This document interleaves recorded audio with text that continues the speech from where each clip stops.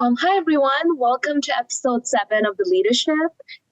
This is a very fun session for us because we will be talking about how media, such as film and shows, have inspired our speakers today as academics and also not just professionally, but also personally. And I want to quickly introduce all of our speakers today. So I'll start with Faith.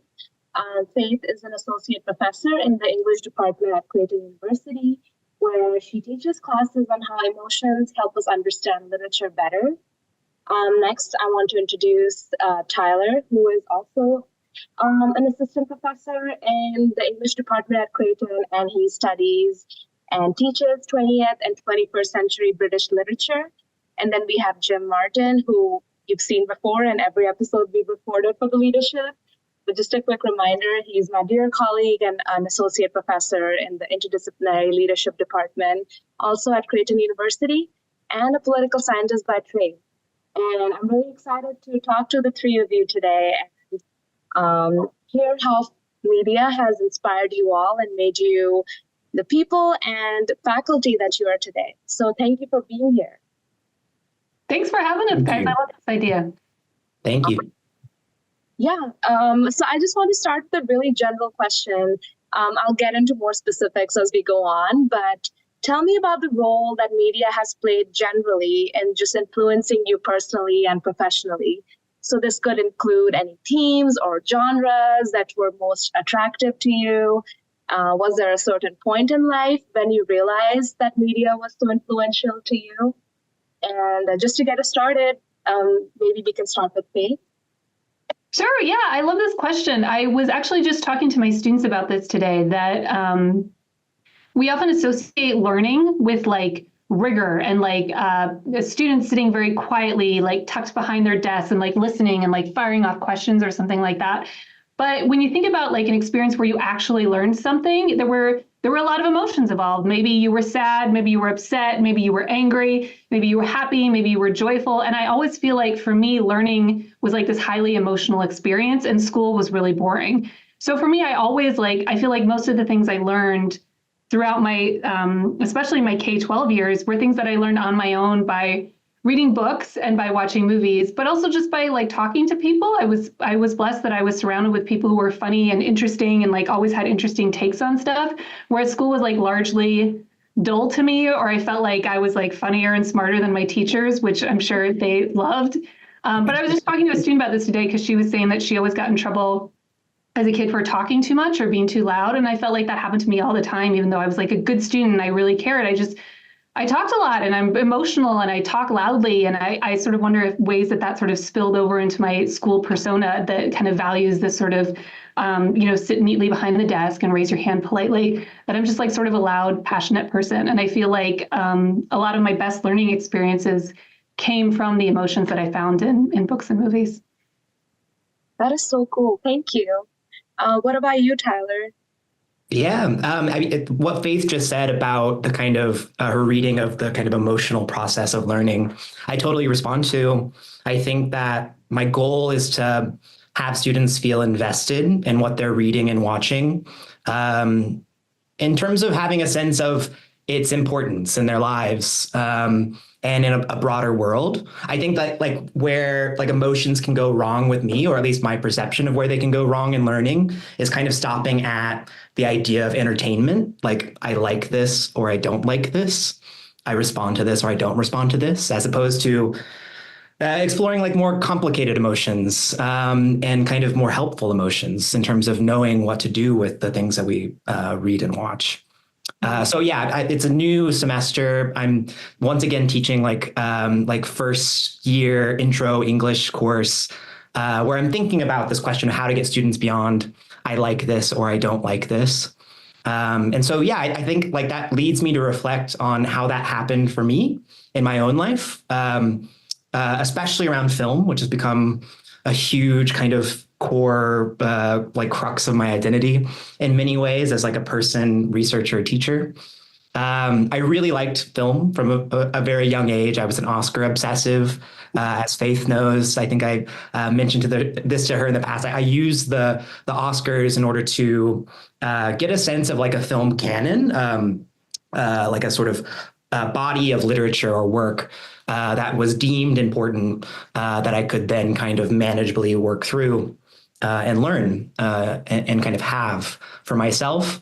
But I think it was still like, even at that stage, like very much invested in like, I like this, I don't like this. Oscar films will only get you kind of so far in that kind of educational process.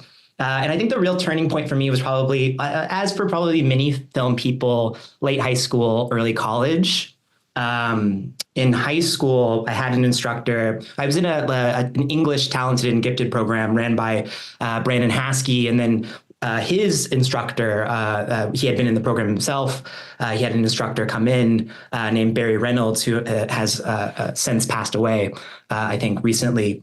But Mr. Reynolds kind of sensed that I was like a budding cinephile, and lent me this film. It was Heaven, directed by Tom Twyker, starring Cate Blanchett. It was the first Kieslowski film that I had seen, and that got me into the sort of Three Colors trilogy and other Kieslowski films. But something that film and that kind of educational moment did for me was like seeing a film that was outside of the mainstream. It wasn't in the Oscar conversation. It wasn't something that I could easily pick up at like Blockbuster that my parents would watch. But it had a clear kind of artistic core or a poetic sensibility. It treated film as an artistic medium first and foremost, which was really enlightening and illuminating for me. And then in college, I took a course. It was this like intro sociology course. I had no idea what I was taking. I think it had a vague title like media, urbanism and mass culture or something. I'm paraphrasing, but essentially the course consisted of watching the first season of The Wire, and then reading like scholarship about The Wire, which was wild. It was like a wild educational experience, not what I was anticipating. But I think in that sense, it helped me not see film just as an artistic medium, but as something that can be sociological, that can be theoretical, that can be a kind of critical theory as well. It can have arguments similar to like the way that scholars have arguments, right? So yeah, I think probably both of those formative moments nicely maybe encapsulate my own development in terms of how I see film as useful. I really appreciate how both you and Faith expressed non-journal articles or non-textbook methods of learning, and how you made it work with what your own interests was. That was really fun for me to hear. Thank you. So Jim, what about you? How would you answer this question? You know, I so relate to both Faith and Tyler in many aspects of learning. I was in gifted program, and I got kicked out of gifted program because I talked too much. So I have that going for me. I was just growing up, you know, I grew up in a time when there was no cable, there was no internet. So, you know, watching TV was something that we would do, but, you know, movies were rare on there. I remember as a little kid, and this completely dates me, is that my parents used to watch this World War II documentary TV show that was on PBS. And it was like at, I don't know, 9:30 at night or something, you know, and they would let me watch some of it, you know, and it was like a big deal, like, because I was supposed to be in bed, but they would let me come down and watch that. And then, you know, going to movies was, again, kind of a big deal. My dad really wasn't big into going to movies that much, but every once in a while he'd kind of get obsessed with some idea of going to something. And so, you know, I saw the premiere of Star Wars in Omaha with my dad, and he was like, yeah, I don't know about this, you know, but it's some kind of like Star Trek thing or Space Cowboys or something like that, you know? And I was just like, this is the greatest movie I've ever seen in my whole life. It's amazing. And my mom would take me to more kind of sophisticated things, I guess. I remember seeing, oh, gee, what's the movie? It's about the British Olympic team, the first one. It's really famous. Chariots of Fire? Yes, like things like that. And then later, things like A Fish Called Wanda and stuff like that. Like she was really into that kind of thing. And as far as, connecting things, I really, when I was a teenager, I watched tons of horror movies. And my daughter has done the exact same thing. And so I saw every horror movie there ever was. And then I just sort of got to the point where I am now, and my daughter is too, where you can watch a horror movie and just go, yep, I know who's going to die. I know what's going to happen. I know this scene's coming up, because there's so many tropes and things that all fit together. But I think that emotional connection for me between the actual movies or television was like docudrama and documentaries would really connect me to some subject and in a human way, and make me want to learn more about those people or whatever the situation was. And being an online person, it's somewhat difficult to have that experience with your students directly. But over the past few years, I've worked films and documentaries and some docudramas even into some of the classes that I teach, which has been really fun for me to see how other people react. I think Faith is like this. It's like when you have some movie that you're like, this is so great, people need to see this, and you're really excited to share that with someone else. And speaking of Star Wars, like Gargi had never seen Star Wars, and I'm like, oh, I have these movie night things in my backyard sometimes. I'm like, we're watching Star Wars next time. That's just it. That's the deal. So thank you. I have to say, I really did enjoy Star Wars. So thank you, Jim, for helping in my Americanization journey. Yes, thank you for your answers. It's so interesting how, like what Tyler was saying, you watch something, you're like, I like it. And then you don't realize how much more of an effect it had on your psyche and how you teach. I think that's really interesting. So I want to get more specific. I want to ask you guys if there's specific TV shows, particular series, made for TV movies, even docudramas that have played a role in your emotional or intellectual journeys. And to switch things up, maybe I'll start with Tyler this time. Sure. So I teach film quite a bit in my classes. Some classes are pretty centrally focused on film. I brought in TV a couple of times. I have this bad habit with teaching television where the TV shows or episodes I've taught, I bring in as these bad objects to dissect and pile upon. Even Sense8, which is a show I love, I brought into a class.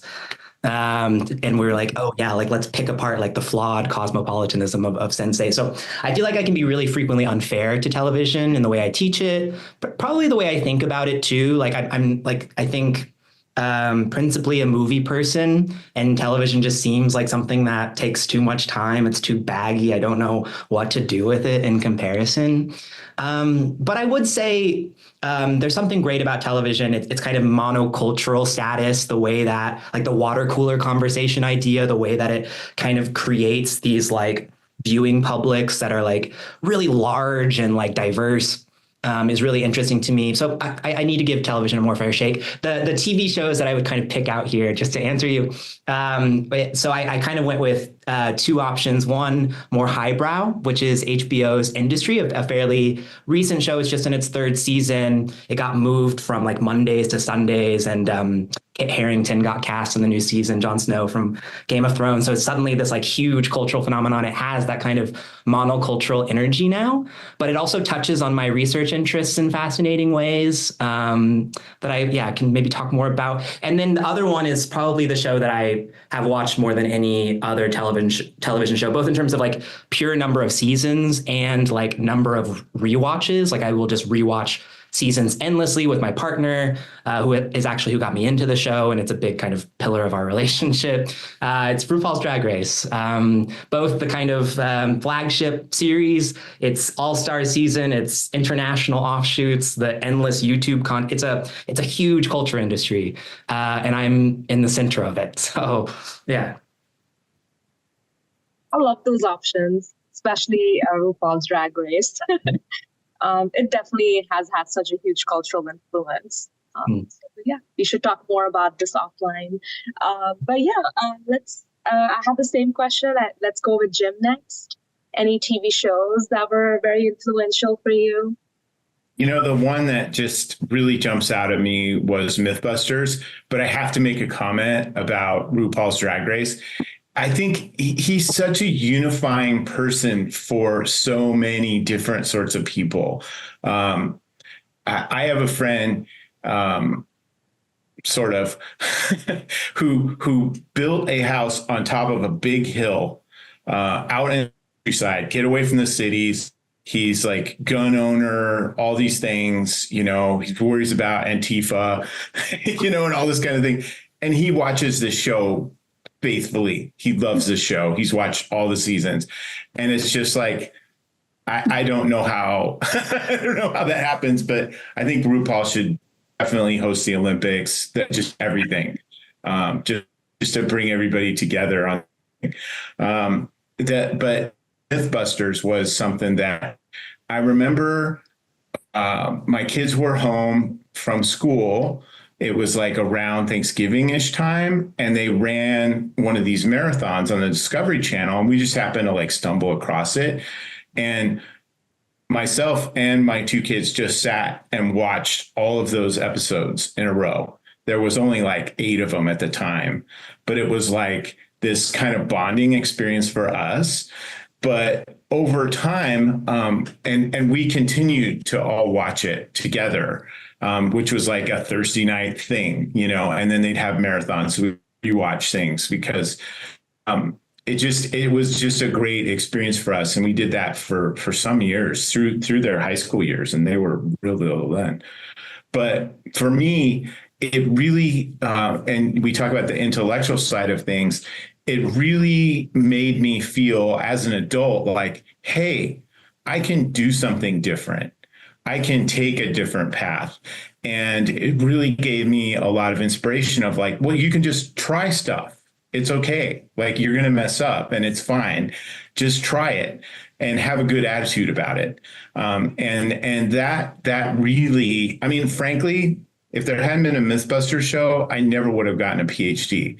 And I wrote them a letter after I did get my PhD and said, hey, you probably get a lot of letters like this, because I know they do, from other people. But you're absolutely, I binge watched, I bought the sets on DVD and I brought my DVD down to my my apartment when I was working on my PhD, and I just watch them all weekend and work on stuff. And it was just like this sort of comforting rewatching of things that I knew was going to happen. I knew the whole deal, but it was just there, and Gargi and I have talked a lot about rewatching things. And that was definitely one of those things that like, hey, you're going to be okay. Like, they did it, they did the things, they got through, and look at them, so that's the show that really jumped out at me. I really appreciate that perspective, because when you all came up with this idea, I perceived it as, oh, is there a show or a movie you watched that made you feel, oh, I could teach this, or this has inspired me as a researcher I'm today. But I did not think of the perspective that it could be a comforting presence to allow you to do the things you're doing. So thanks, Jim. I'll just throw in the good place as my answer for that. With that perspective, it really got me through grad school. But yeah, thank you for sharing that, Jim. How about you, Faith? Yes, Jim, I just love that so much. I got a little choked up, you talking about Mythbusters in that way. Speaking of TV that got me through graduate school, I started watching Buffy the Vampire Slayer when I was in my MA program. in a moment I'm deeply nostalgic for. I got it it was the days when Netflix would mail you DVDs. Bring back the mail-in service, and you open your mailbox and there's a movie waiting there for you. So part of it was the first time I'd kind of really gotten into a show. Like, I grew up in the middle of nowhere with no cable TV and no good internet in the 90s. So I could never really like watch a show regularly. Like, I think we got like one channel or whatever. So a friend of mine told me to start watching Buffy the Vampire Slayer. And so I was sort of getting these DVDs as I was going along. And I rewatched a couple of episodes to sort of prepare for this. And a couple of things that stood out for me is like how terrible the CGI looks. Like, it is so deeply low budget. It is like laughable. The acting is like kind of fine. There's a couple of nice moments, but it's a lot of like teenage TV actors or 20-something TV actors who are not great. But there's just so much heart. It just feels like someone really cared about these things, and someone really tried, and someone really wanted to do their best in each of these. And they handle so many different topics with like grace and dignity, everything from, you know, sexuality to romance to life to death to sisterhood to found family, one of my favorite themes in TV and movies, with like gracefulness and tact and like respect. And I guess I'm still inspired by the idea that like things don't need to look slick and beautiful and polished to be like artful and meaningful and important. You just need like a lot of heart. Buffy is also very witty. I, value witticism. I value like language play and things like that. And I think it still influences the way that I sort of value one-liners or snarkiness or making fun of things. The fashion is also terrible. I can't tell you how bad this show looks. And I've had students who watched it, especially now students who have parents who are sort of closer to my age. They'll be like, oh, it's my mom's favorite show. But now it's kind of come back around that people love that like crappy looking stuff, right? Because it's like in opposition to a slick looking Marvel movie or like an over hyper stylized show, that it's like it sort of looks low budget, maybe like a low budget horror movie or something like that you love because it's sort of cool and underground. And like I said, it just feels like someone cares about it so much. It feels like every single episode, someone really like put a lot of thought and care into the way that this was going to be crafted and the way that it was going to tackle whatever it was. I just watched one about robots, which I think does a better job at handling AI than The Twilight Zone does, a better job at handling AI than Black Mirror does. Like, again, like I said, just a lot of intentionality and thought and care put into each of these episodes. And I think that's kind of inspirational for the way I live my life. It's not about having a big budget or salary, that would also be great. And it's not about you have to be in the exact right position or you have to be the show on HBO to tackle these big subjects, right? You can just be like a person who's like being vulnerable, being open, and like sort of trying your best. And like, I want to make the things that I put into the world feel like someone really cared about it or that there's a lot of heart behind it. Yeah, I also, just to chime in, I also got into Buffy in grad school. But you'll be amazed, Faith, I watched all of Angel at a much younger age. So you started with Angel. Started with Angel because that was what was the reruns on TNT. So, but yeah. Oh, interesting. Great. Yeah. I want to throw in here, my partner also went through grad school with Buffy. So Buffy was his like comfort show as well. And I have to say, Faith, the way you talked about the heart in Buffy gave me a glimpse into how you might teach emotions and literature. So thank you for that. So it was like a real life exemplification of how it influences your teaching. So thank you for that. And we talked about TV shows, and I would like to move on to movies and documentaries. And I'm really excited to hear from you about this, but especially Tyler, who's mentioned being a cinephile. So to just repeat the question, what movies, including documentaries, that really inspired you? This could be personally, professionally, emotionally, intellectually. It's fair game to go with either or all of those options. So again, I'm like switching it up who I start with. So let's start with Jim on this question. Thanks, Gargi. I had kind of two picks, and I'll start with the Tenenbaums. Was a movie that really, like the story itself is what it is, and it's entertaining and quirky, but the characters were the things that really connected with me, because I've known people or been the person of all of those people. Like growing up, there was a lot of that kind of vibe around my household.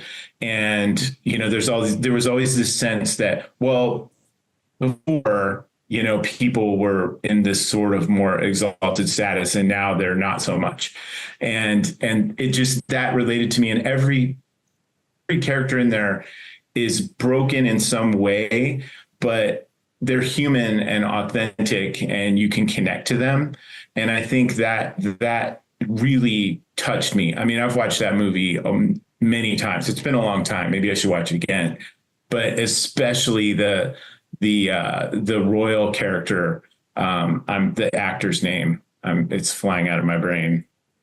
Anyway, that was so much like my dad that, I would just be like, yeah, Royal's home, or whatever it happens to be. So I just love that movie. And it just made me feel like, okay, like somebody gets it, I guess. Then the other one that I want to talk about was there's this Aerosmith documentary called The Making of Pump, which was an album that they made right before the 90s started. And they had, for anybody who doesn't know Aerosmith, you really should, but they were just this huge, massive band in the 70s. And all the things happened to hugely successful bands in the 70s. And they just almost completely disappeared, broke up, all these problems and all this stuff happened. And then at some point, some people went, you guys need to get back together. And they were like, well, what were we so mad about? I don't remember. And they got back together, and they also got sober, which was a really important part of it. And so they got sober, and they made an album just kind of on the fly because they owed one.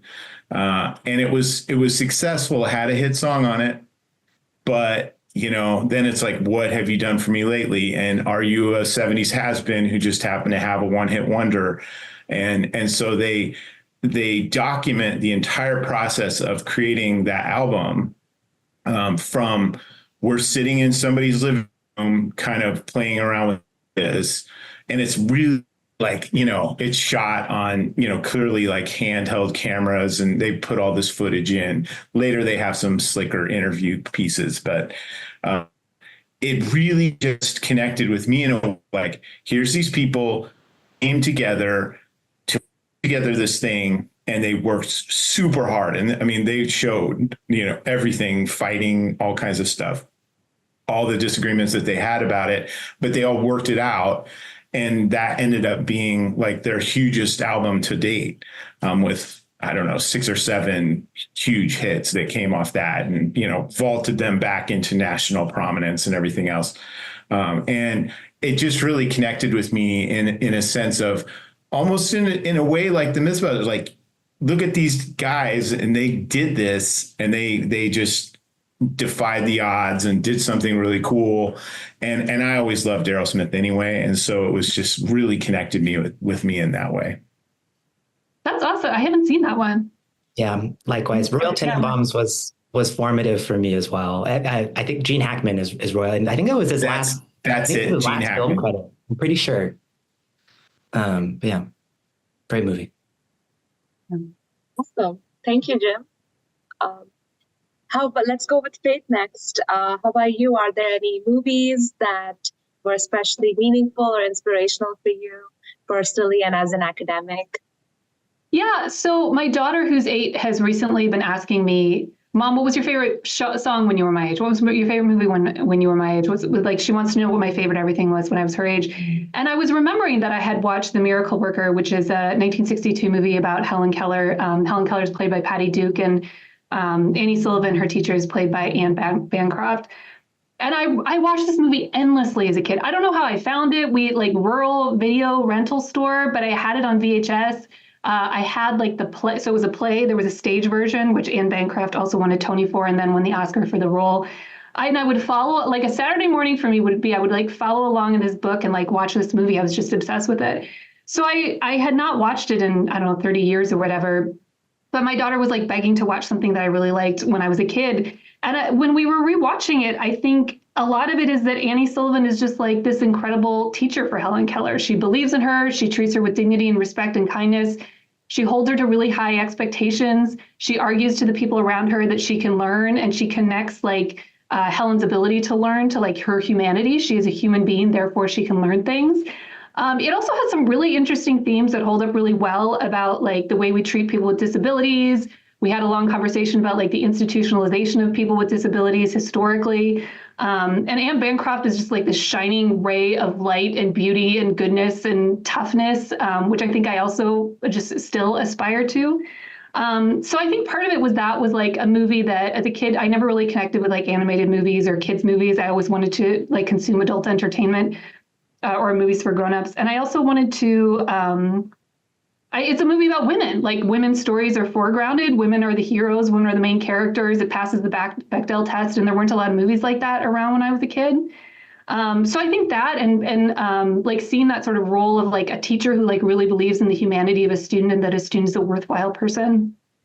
The other one I was going to say is Capturing the Friedmans from 2003. As pop culture nerds, we all have a thing that we were into before it was cool. For me, it was true crime because I was into Capturing the Friedmans before it was cool.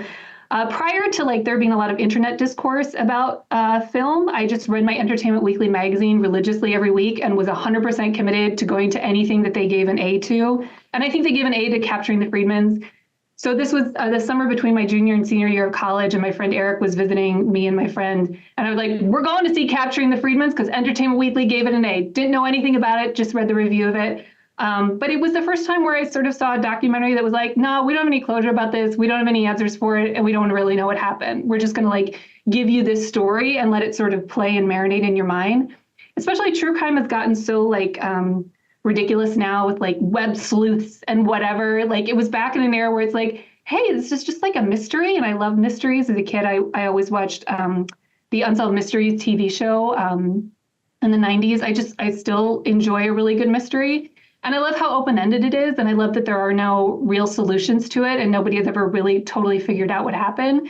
And that was the first time I watched a documentary like that. Was like, no, we're just not going to give you closure. You're just going to always have to wonder what happened about this. And I also find that really inspiring. Like the idea that a mystery is something that sort of feeds your intellectual journey. I remember watching that movie, and I don't remember where. Not the Friedman's movie, the Miracle Worker. I don't remember where. It might have been in school, like when I was in elementary school or something.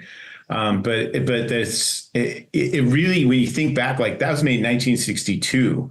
Like that's a tough subject and a lot of difficult of her struggling, trying to help her, and that if I'm wrong, because I might be conflating this with something else, but I don't think so. Isn't the scene at the end where they finally figure out, okay, that the touch comes from her helping her with the water pump? Mm-hmm. Yeah. Isn't that it? That just stuck in my head like nothing, it's there forever. Yeah, the acting is incredible. Yeah, it's really beautiful. It's black and white too. I also think it's a good testament to like, kids don't just need kids entertainment. Kids just want good entertainment. It doesn't like Anne Bancroft is incredible no matter what she's doing. Like you don't just have to like cater everything to a child, right? Like I got certain things out of it as a child and I get things out of it as an adult. I really like the examples of characters in the movies that both you, Jim and Faith, have mentioned.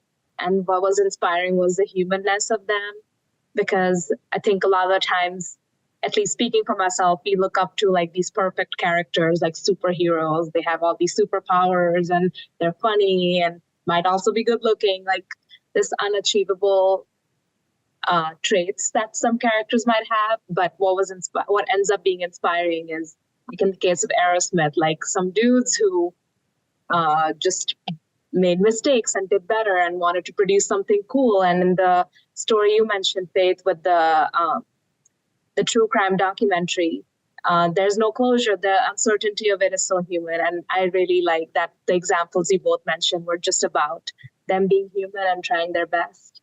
So that was like really interesting for me to hear. So moving on to Tyler, how about you? Are there any movies that have been inspirational for you? Too many to count. But if I had to pick some out, I think the first one I would pick out is Paul Thomas Anderson's Magnolia, which is frequently like it's my current letterbox number one, has been for a long time, and it's frequently what I trot out when people ask me about favorite movies. Which can be a contentious pick. It's a movie that I think tends to polarize more than unify.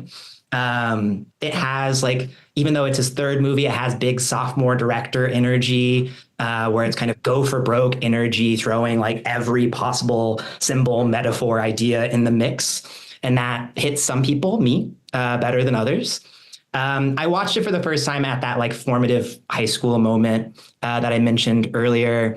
I remember I like kept really strange hours at the time. I think I had rented the movie, put it on at midnight. It's a 3-hour movie. I finished it at like 3 a.m. and then immediately started it again and watched it a second time until 6 a.m. And it's that kind of movie. It's the kind of movie that invites rewatch. It invites dissection and like models how to do it. If you think of like the prologue, there's like this like very Baroque kind of elaborate prologue where there's like 3 very micro short stories in a row that are trying to underline some idea about chance and contingency and our interconnectedness. And it like there's like basically like rewind incorporated, like the action reverses to show you details again. There's like circles in the frame to point out details. Like it's a movie that's dissecting itself in the moment and modeling how to do that. And then also a movie that models kind of the proliferation of interpretation. So like the climactic scene with the raining frogs, if you've seen the movie in, I think it's San Fernando, right? The San Fernando Valley. There's the raining frogs. It's like interrupting the action of various plots that have been unfolding for hours. And then Stanley, the child protagonist, I would consider him probably the main character. He is kind of observing the fogs falling, and he says a line that's something like, I'm paraphrasing, like this happens. This is something that happens. And that's meant to convey like this actually does happen. Like frogs can get sucked up by weather events, tornadoes and the like. And they can rain. And it has happened many times in many different contexts. But in the movie, right, it presents that moment as this like wild act of God, this like unknowable event that's like scattering, again, the plot threads. But then, there's that interpretation of like, this is something that happens. This is just a reflection of something that can happen. So maybe you shouldn't read too far into it. So I love that, the ability of that movie to kind of model its own interpretation and own process of interpretation so well. And again, I think that's just really influential and impactful for me over time. And then the second one, just to kind of preface my second pick, I would go back to Gargi's introduction of me as an assistant professor of 21st century British literature. And also like my TV picks, right? Like Industry, it's about the city of London. It's about kind of multicultural American expats working in the banks in the city of London. In a like kind of post-Brexit, post-COVID or COVID, Me Too era, those kind of political contexts. It does this thing that like novels I study from the era do, or from the recent past do, of like translating this complicated jargon of finance into human lives and specific political contexts. And then Drag Race too, like something that has been delightful about Drag Race is it went from being a kind of distraction from my work to something that actually I think informed and influenced the way that I approached my work. The way that Drag Race shows how national identity is imagined, performed, revised, satirized, and all of its international incarnations. Like every installment of the franchise is like about that nation and that national identity. Became like a kind of counterintuitive way to think about my research, which is about British nationalism. So anyways, that's all to preface my second pick, which is the 1980s film My Beautiful Laundrette, Stephen Frears and Hanif Qureshi. For those who haven't seen it, It's a wonderful, wonderful film. It's an early Channel 4 film that was meant for Channel 4 television, but did so well on festival circuits that it was popped into theaters, and then was nominated for an Oscar. Hanif Kureishi was nominated for Best Screenplay. So it became surprisingly high profile. It's the most high profile film that I write about in my research on 1980s Channel 4 filmmaking. And I think that why I picked that one, I mean, it's, again, a lovely film about identity, national identity, and how it's changing in the kind of post Enoch Powell, post Thatcher era of British culture. It's about kind of British South Asians and the ways that they are kind of commingling, intersecting with white British nativists. Daniel Day-Lewis plays like a reformed street Nazi, National Front member who falls in love and forms a gay relationship with Omar, who is British Pakistani businessman. So I use it in my research. Daniel Day-Lewis, incredible performance. I think why I pick it here is because Kureishi is also a novelist. Kureishi made it into my dissertation as a novelist and a filmmaker, and kind of became the crucial hinge for me to go from someone who is comfortable writing about and teaching literature to someone who felt like I could kind of enter this sort of film world in my kind of research scholarly life. That it was really important to the story I was telling about this author. You can't kind of really divorce his film work from his novelistic fiction. He's a very intermedia artist, and I think it helped me see that you kind of can't study the novel in isolation from other forms of media like film. But then, yeah, again, it just sort of opened up this kind of metaphorical door for me to study film more intently. And yeah, bring kind of two separate pieces of my life together, right? My sort of film self and scholar self kind of got married by that film. So that was so beautiful. And it makes me think that watching these examples that you mentioned, Tyler and Faith and Jim, will help me get to know you all better. Yeah, absolutely. Thank you. That was really nice to hear. That makes me want to made me think of a follow-up question. This will be super quick, but if you all had to design a class that focused on just one show or one movie, what would you pick? I know I just came up with this question. Maybe like Nova and PBS, because of the variety of topics they cover. So is this a TV show, Jim? It's a news program, really, but long form, like documentary style journalism. I was going to say I have a movie club on campus, and last semester we kind of did that. We watched all the Mission Impossible movies, which I love, and then we watched a movie directed by each of the directors of the Mission Impossible movies to kind of trace the director's aesthetic through the Mission Impossible movies. You're like, I've actually already done that. I have already subjected students to that. We had a lot of fun. Really fun class. Yeah, I mean, I've long toyed with the idea of, or I think I've just kind of mused about this in like daydreaming mode, but like it would be really fun to kind of orient conversation around like Barry Lyndon as a film, as a Thackeray novel, as like an 18th century like historical setting, the way that kind of movie can kind of toggle between centuries and media seems to speak really well to my interests and strengths as a researcher. I also think like Ali Fear Eats the Soul, the 70s Fassbinder film, which is it's a German film about this Black immigrant in Germany, Ali, who develops a relationship with an older white German woman. And they face like intense social ostracism. It's just really fascinating and like neglected, I think, as like a movie that is like targeting racism and like kind of racist dynamics in like Europe or Anglo kind of American or European contexts. Yeah, I think that would I think sustain a lot of, and Fassbinder is just incredible. So one of those. Great. Thank you for answering my sudden random question and for giving me more things to check out after this episode. I have one more question about this topic, and I'm really excited for your answers to this. And the question is, what advice would you all give the audience and your students about deriving inspiration from their favorite media? Because I know Tyler mentioned earlier, sometimes you just are like, I like this or I don't like it. So how would you advise people to explore and reflect a bit deeper and derive inspiration from whatever their favorite media is? And for this question, let's start with Faith.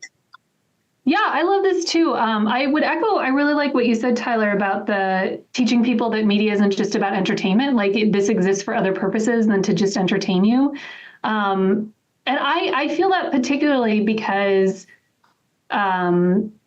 I like to watch movies that aren't for me, but as a female film fan, a lot of movies are not for me. A lot of the movies I love don't do a great job with women, and there aren't a lot of women characters, and the women don't get to do very much. And a lot of the time when I maybe only get to go to the theater once a month, but so many times I go to the theater and I'm the only woman there.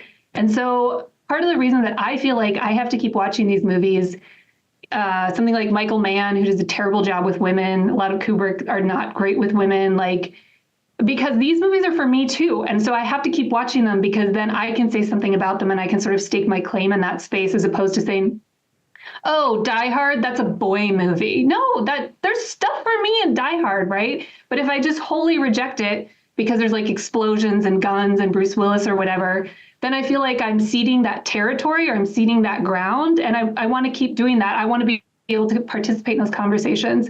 When I watched all of Kubrick, I think it was 2 years ago, and it was great because I could finally keep up with these film bros who would constantly mansplain movies to me. I'm like, actually, I watched The Killing and I have a take on it. It can be very empowering in that sense, like to not let this, especially since Tyler and I talk about the film bro discourse a lot. It's not really a discourse that's particularly inviting of women, or when women are there, it feels like they just kind of talk like film bros. To like sort of retain my unique experience as a middle-aged woman, as a mom, and as a film critic, that I get to live out all those identities. And so even if you see a movie that is sexist or isn't great with women, like Heat, one of my favorite movies ever, right? Totally a movie that I watch and then I just watch again. It's like, but there's still stuff for me in that. And I wanna find that, and I still want to treasure that. So sometimes when students tell me like, oh, there's problems with that, or it doesn't hold up, I'm like, but there's always something beautiful there. And this movie is supposed to be about the human condition, and you're a human being, so you still have a right to sort of stake a claim or make a claim about that space. Thank you. That's very empowering. And to me, it sounds like when these movies do a poor job of representing many identities of humans, maybe your presence there is an example of that, like you being the only woman in the theater. So you're like exemplifying what's missing in the movie too. Yes, that's great. That's the title of my autobiography, Only Woman in the Theater. Oh, I love that. I bought my tickets to see Mission Impossible Dead Reckoning 2 months in advance, secured childcare, only woman in the theater, just dudes as far as you could see. But I was there, I was excited, and it's my movie too. I'm not letting the film bros have it. That's for me too. Yes, I love that. And then Tyler, would you like to go next? Yeah, so I think I loved Faith's comments about kind of thinking about audience and what's made for whom and how to kind of revise that or texture that. I think that that's exactly right. I think a lot of students probably don't feel that movies are for them for various reasons, and getting over that hurdle is huge. So I just underline that point. But yeah, I mean, I think for me, like the sort of the impression that a movie makes on you, it can be really similar to like when you've like drafted a piece of writing where you have a take, right? You have like an impression. And I think once that exists, it can be really hard to imagine something outside of that. And I think that that's a big challenge to kind of overcome with students as well. And I think that the way to get beyond that is to look closer. To give yourself room to second guess your impressions by picking apart details and like just looking for evidence, not to support your initial impression, but to build some other kind of understanding that wasn't there in the first place. And then I think alongside of that, like teaching students and myself, like this is something I try to remind myself whenever I just saw someone give Magnolia like a 1.5-star review on Letterboxd the other day, like someone I follow, and it's like just like resisting the urge to unfollow, right? Is just welcome dissent, right? Kill your darlings. Like, not everyone's going to like the same movies. And again, I don't think that the goal is like kind of stopping at liking or not liking.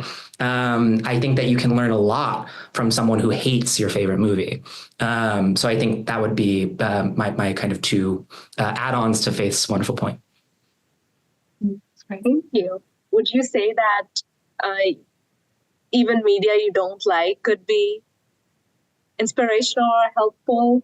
Oh, absolutely. I think like becoming mature, becoming an adult, becoming like, a mature cinephile is all about having very complicated relationships to the films that you like. I have problematic phase, right? Like both in literature and in film, like just really toxic media that I nonetheless am enamored by or fascinated with, right? And also, like Qureshi's other Frears collaboration, like Sammy and Rosie Get Laid, I've taught it twice. I write about it. I think it's interesting as like it's in between Laundrette and his first novel. It almost feels like it should be a novel, not a movie. It feels kind of bad because of that. Like it's just really kind of rough and like overstuffed. I don't like it, but I think it's useful. Definitely. Yeah. Awesome. Thank you. And then Jim, how would you answer the question on how audience and students can derive inspiration? Ever since Faith was talking about, her role and place, and does she have a place there, and Film Bros, I was just thinking about The Godfather and Barbie. And just like, I just love that movie so much because there's so much there. I wish Katrina was on our podcast because that would be just hilarious because we just died laughing the entire time. Much to Tyler's point, I think that reminding people that sometimes you're going to see something and you're not going to like it, but it might not be because it's a poor quality piece of work. And I cannot claim to be a cinephile. I mean, I've seen all the Arnold movies, so I'm just automatically out of that club, I think. But I think that sometimes there are particular points in time where I've seen something and I just had like a visceral reaction to not liking it. And I had to, think later sometimes about exactly why was that you didn't like that scene, or this made you uncomfortable, or you thought it was terrible, and delving deeper kind of to Tyler's very first point of like, it's not just about, I don't like it, but why is that the case? And perhaps like revisiting it later, I might find something to like about it. There's a movie called The Fifth Element. I don't know if either of you ever seen that. And the first time I saw it, I just was like, this is just haywire. It's stupid. I don't like it. And that was when it came out. And then I watched it again more recently. I was like, I really enjoyed this. This is good. So, something like that. And that's my lowbrow kind of take on that question. Shots fired against Fifth Element. Yeah, I mean, Luc Besson, talk about a toxic filmmaker, but yeah. Yeah. So thank you. I find that a bit relatable. When I was younger and would watch media with morally gray women characters, I would find it difficult. I mean, I didn't dislike them, but also I didn't entirely love them either. And as I get older, those are some of my favorite characters because it's so wonderful to see women just depicted in multifaceted manners. Like a female villain, one of my best favorite characters in most media. So, I love the temporal component to introduce Jim, that over time, things that you may not have liked or thought deeply about, you realize as you grow up that, oh, that's actually pretty cool. We love female villains around here. So thank you so much. I would like to end this podcast with a very general question. I wanted to ask you all, what do you have going on that you would like the audience to know about? So any publications or fun activities or fun teaching endeavor, any of those? Is there something you would like to share with the audience? I had an article come out this summer it's open access. It's a journal called Patho. It's about The journal is for feminist scholars in the history of rhetoric and composition, where I studied an Instagram account of a undergraduate women's fitness group. And I studied the way they sort of inspired each other and the way emotion moved there. So I was sort of trying to develop a methodology for studying feminist media use. So I'm very excited about that. You can Google me. I'm highly Googleable. That sounds so cool. Thanks, Faith. I'll have to check that out ASAP. Thank you. How about you, Jim? I've got a book that I'm writing with a former student that is due in early January. Just started a new YouTube channel.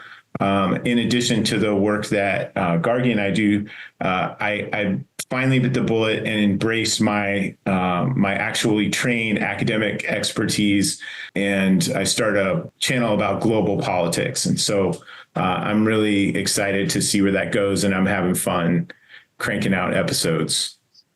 And then ending with Tyler. I'll plug an article that came out this last summer as well. It's in Victorian Studies. It's about a novel by George Eliot and philology, the precursor to linguistics, and British nationalism. So you can see the other side of me, the sort of literature 19th century side of me, if you're curious, the non-film side. And then this coming year, I have a workshop at the Newberry Library in Chicago in February with the British Studies cluster that's kind of stationed there. I'm going to be kind of working through getting feedback on new material that's about Channel 4 films by workshop collectives like Black Audio Film Collective, Sankofa, Sido. So not Qureshi films, but Channel 4 films. I'm excited to kind of work on in the coming months. If anyone's in Chicago and wants to pop into that seminar and help me in the writing process, that would be lovely. Other than that, we're about to enter Oscar movie season. So new Mike Lee, new Almodovar, new Guadagnino, Steve McQueen. It's going to be a great couple months. That's exciting. I'll make sure for the audience that these articles and Jim's Global Politics channel will be linked in the description box. So please go and check this stuff out. But thank you so much to the three of you for sharing your insight on various forms of media that have inspired you personally and professionally, and giving so much good advice on how us as the audience can engage and reflect with our favorite media. And thank you also for all the suggestions for many movies and TV shows and articles for us to check out. So thank you so much. And please like, comment, and subscribe, and comment any future ideas you might want for our podcast.